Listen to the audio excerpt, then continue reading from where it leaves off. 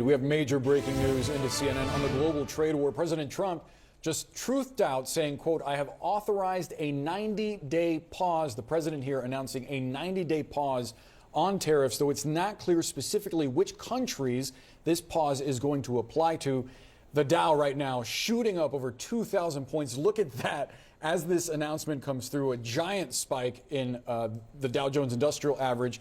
This is important as part of the messaging around this post. The president saying that this is based on the fact that more than 75 countries have called the U.S. and try to work out deals with the administration and not try to retaliate for his tariffs. Notably, though, the president is raising the tariff applied to China from the United States to 125% effective immediately. So this pause applies to other countries, not China. That's right, a 90-day pause on new tariffs except for China, which again goes to 125%. And the markets obviously ebullient they are as they are hearing this news. Let's go to Jeff Zeleny. He is live for us at the White House.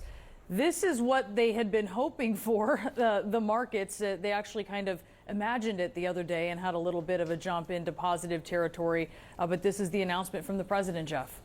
Well, Brianna, that was certainly a test run, but certainly not an intended one to see the markets go up when there was a false report of a pause. But now we are hearing from the president for the first time during this escalating trade war, saying that he is putting a 90-day pause. And you can just see to the right of our screen there what the markets are doing with this. From a policy standpoint, it is a bit more murky. The White House has not filled in any details of this, but we are getting this from the president on social media, as you were reading there, and he is explaining it as adding more to the China tariff pot, which is really growing day by day here, adding another tariff to China, even as he is praising the countries who he said have not retaliated. And those, of course, are the countries who are lining up to have discussions with the Treasury Secretary, with the White House, with the administration on trying to renegotiate. So the president is saying, and let me just read it to you here.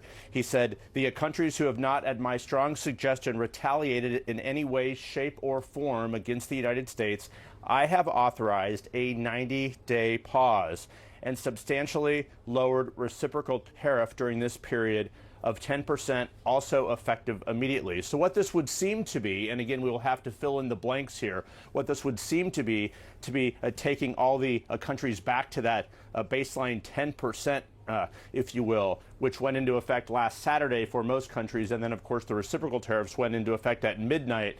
So the president is putting a pause on those.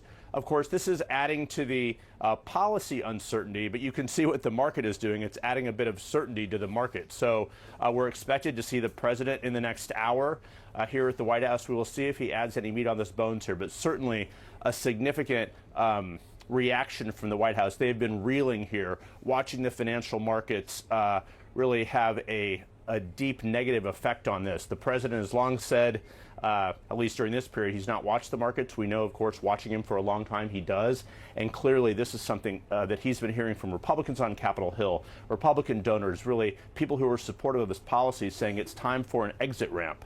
So that's what it looks like this will be, at least for now, a 90-day pause on those reciprocal tariffs. Boris and Brianna. Jeff, please stand by. We've just learned that the Treasury Secretary, Scott Bessent, will be speaking publicly soon. This also as we await to hear from President Trump. Markets, as you can see on your screen right now, are reacting very positively to this news. Let's bring in CNN's Matt Egan and Richard Quest.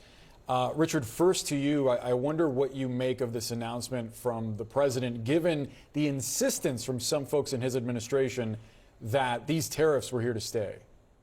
I think that there's a sort of duopoly of issues taking place. The first is the tariffs and the second is the execution. The tariffs themselves, the president still loves tariffs. So he's going to want to, in some shape or form, bring them back. This is his raison d'etre in terms of economic policy. But he's seen how damaging, and now he says he's got so many countries coming towards him wanting to negotiate. He wants to give time for that to take place. It all begs the question, why, when they announced the reciprocal tariffs, didn't the president say they take effect in 90 days, you all have 90 days to negotiate. Why did it have to be done this way? To get to a result? Let's be clear, there is no more certainty about US trade policy now than there was half an hour ago than before this announcement. The only difference is that the sword of Damocles has it's actually been dropped, has now been lifted back up again, and so you're seeing the market. This is a relief rally. This is not back to the races. This is them saying the worst has not happened just yet. But it does not, and this I can't emphasize enough, it does not take us back to anything like the level of certainty that business seeks about what the US trade policy actually is. Yeah, no, it's a stay of execution. Yeah. Richard Quest, hang with us if you will. I want to bring former Treasury Secretary Larry Summers back into the conversation. Larry, react to this news. Look, this is a welcome development. What everyone has been saying is that the policies that are being pursued are very dangerous, that the truculence is catastrophic for economic interests because of the uncertainty that it generates. And we've seen a major retreat by the president from the truculence.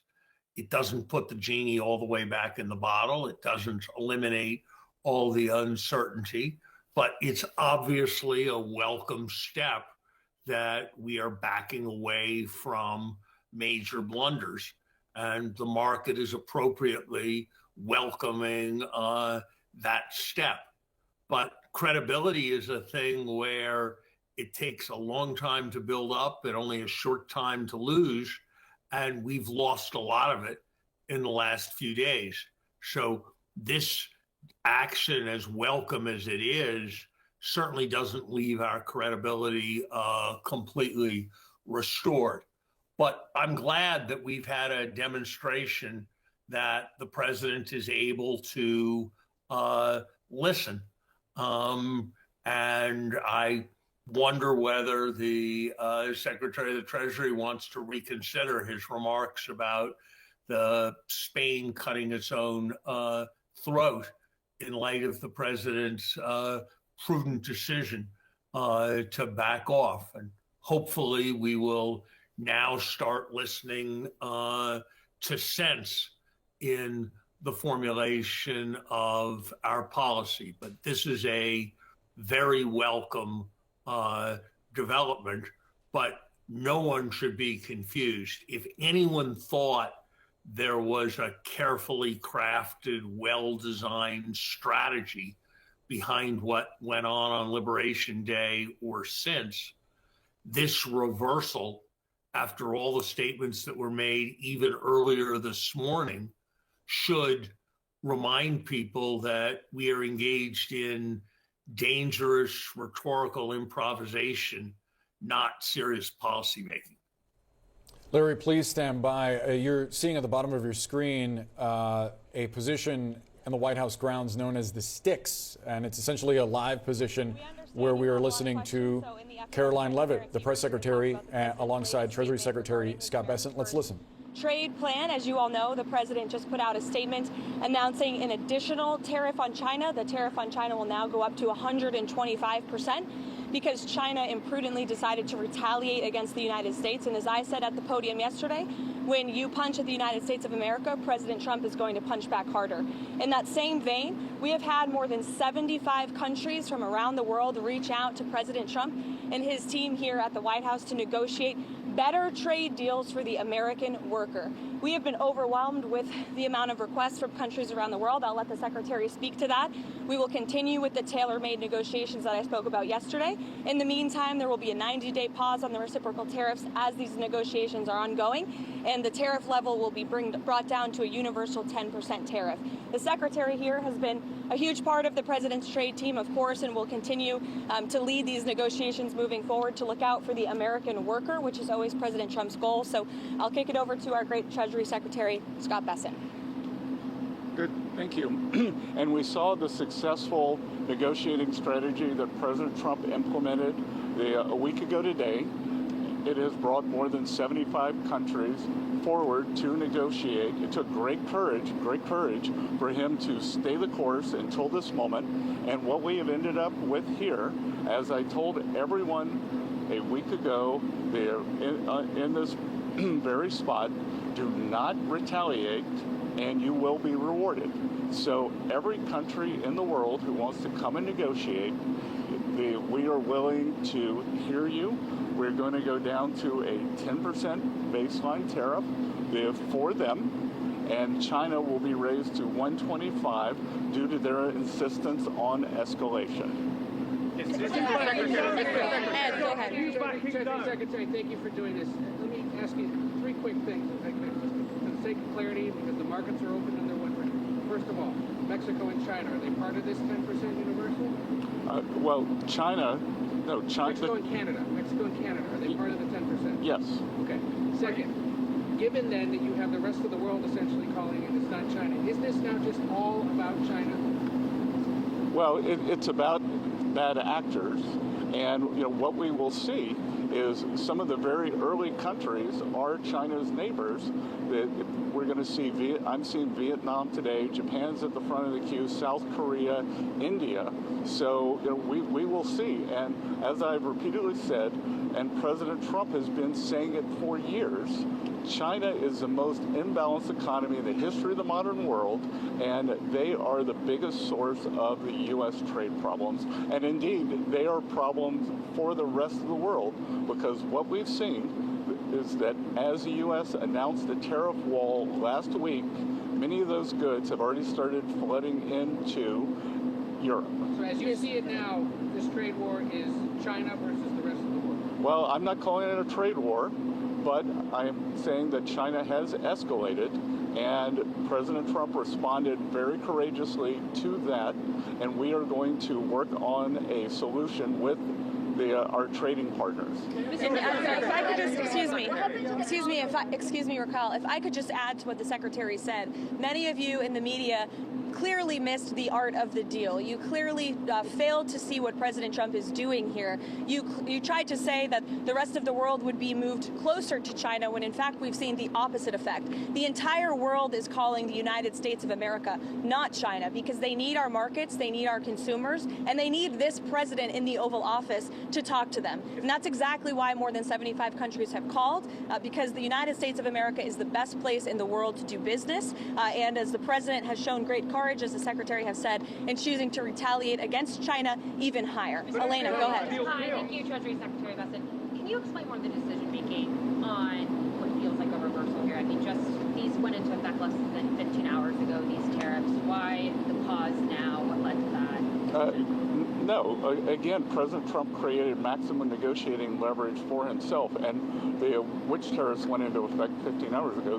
The ones that we have lowered went into effect a week ago. They were announced a week ago, and we have just been overwhelmed by the response from mostly our allies who want to come and negotiate in good faith. So we are expecting them to come with their best deal. As I said a week ago today, don't retaliate, hold your ground, let's see what happens. And China, they kept escalating, and now they have 125% tariffs that will be effective immediately. Mr. Secretary, go ahead. Mr. Secretary, thanks so much for doing this. The 90-day pause when there was some tariffs, is that because of the whiplash that we've been seeing across the financial markets? How much was, what we saw in the stock markets, a part of this decision? No, it's because because of the large number of inbounds. We've had more than 75 countries contact us, and I imagine after today there will be more. So it is just a processing problem. Each one of these solutions is going to be bespoke. It is going to take some time, and President Trump wants to be personally involved. So that's why we're getting the 90-day pause. Clarification. Mr. Secretary, there was a tweet that you and Secretary Lutnick were in the Oval Office with the President talking about this. Can you talk about what that conversation was like and what you guys said to one another that led to this decision? Look, it's all the President's decision, and the President had a level in mind to raise the China tariffs, and then he had the 3-month, essentially the 3-month pause in mind, and we were discussing the exact wording. Sorry? Of course. It's the president's decision. It's the president's decision. It was the president's decision to wait until today. And again, as I've said in the past, no one creates leverage for himself like President Trump. Mr. Secretary. Shelby, go ahead. Mr. Secretary, what does the president want to see by this, I think it's July 9th deadline to keep things paused? Is it just trade barriers coming down, or is it more than that? Well, these are trade negotiations, but if countries want to come and offer other things, I talked about yesterday that we are thinking about a big LNG project in Alaska that South Korea, Japan, Taiwan are interested in financing and taking a substantial portion of the offtake. But again, in essence, that is trade because it will decrease the trade deficit that we have with those countries. So everything's on the table. Raquel, go ahead. Secretary, a clarification on the pause. What happened to those countries who just had a 10% baseline tariffs, like Brazil and others? Are they still going to have this 90-day pause? Because you were saying that there will be a tariff of 10% for others. So what happened to those who just had a 10%? Yeah, that's going to remain.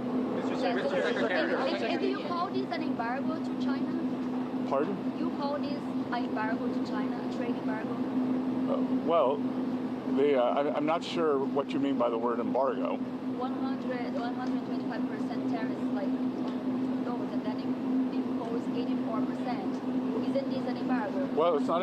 It's China's decision that we have the deficit with them. They sell us almost 5 times what we sell them. So again, I think it's an own goal by China. Mr. Secretary. Meredith. Mr. Secretary, does this signal that you're confident that you're going to be able to strike a satisfactory deal with all these 75 nations that have approached you? It signals that President Trump cares about trade and that we want to negotiate in good faith. And as I said, each one of these is going to be a separate, bespoke negotiation. So we are confident that having seen the other side of where this could go, and it was like I said last week, the market didn't understand. Those were maximum levels. The countries can think about those levels as they come to us to bring down their tariffs, their non-tariff trade barriers. We're going to discuss currency manipulation, subsidy of labor and industry. Secretary, as part of you, will the pause also apply to the sectoral tariffs that the president has announced, pharma, lumber, anything else? No, it's on the reciprocal. So those will still be coming here soon, right? Mr. Secretary, as far as the negotiations with the 75 Andrea, go ahead. Mr. Secretary, so I want to ask you about what you're doing here. So the market is reacting crazily, right? I haven't seen it. Do you think that this move is going to sort of change or calm down the market reaction? What? Do you think the markets have tanked, right? There's been a lot of volatility in the market, not just in terms of stock markets, but also in terms of bonds. So will this move in your mind, do you anticipate that this is going to calm the markets down? Well, I think what we've seen, I think the willingness by more than 75 countries to come and negotiate, I think now the market understands that everything they saw last Wednesday was a ceiling, and now we have a 10% temporary floor, and I think the market, my 35 years in the market, I always wanted certainty, so I think we've got more certainty. But Mr. Secretary, Maggie, go ahead. Mr. Secretary, why do people assume this is the last word? The president began this morning saying, be cool. 5 hours later, he announces a new policy. Why will investors in the market assume that this is it? Because, again, as I said, we've given 90 days, and the only certainty we can provide is that the U.S. is going to negotiate in good faith, and we assume that our allies will too. And in terms of certainty, we will see what China does. But what I'm certain of is that what China is doing will affect their economy much more than it will ours, because they have an export-driven, flood the world with cheap export models, and the rest of the world now understands, because when we put up our tariff wall, those exports were already flowing to the rest of the G7 and to the global south. And you think Mr. Secretary, how much of this decision was driven by the bond market cratering overnight? What is happening with China selling their bonds? I have nothing that says that, and we actually had quite a good 10-year auction today, and all this was, again, this was driven by the president's strategy. He and I had a long talk on Sunday, and this was his strategy all along, and that, you know, you might even say that he goaded China into a bad position. They responded. They have shown themselves to the world to be the bad actors, and we are willing to cooperate with our allies and with our trading partners who did not retaliate. It wasn't a hard message. Don't retaliate. Things will turn out well. What's your message to the Politico article saying that the countries weren't getting calls back? Negotiations with these 75 countries, how long will that take? Will it be a matter of weeks? Will it be a matter of months? Do you expect financial markets to be stable during that time period? Well, we've started with a 90-day pause, and we will see if more countries turn up, what will happen. But we have a meeting with Vietnam today, and we have one of the largest trade deficits with them, so I'm hoping it will move in a good direction. I was at the Japanese ambassador's house last night for the Cherry Blossom Festival, which was quite festive, and he and I had a good chat. They are going to send a deal team over, so we'll see. These are complicated negotiations. These are imbalances that have taken decades to create, but I think having seen the maximum level that Donald Trump is willing to go to, President Trump has created this negotiating leverage.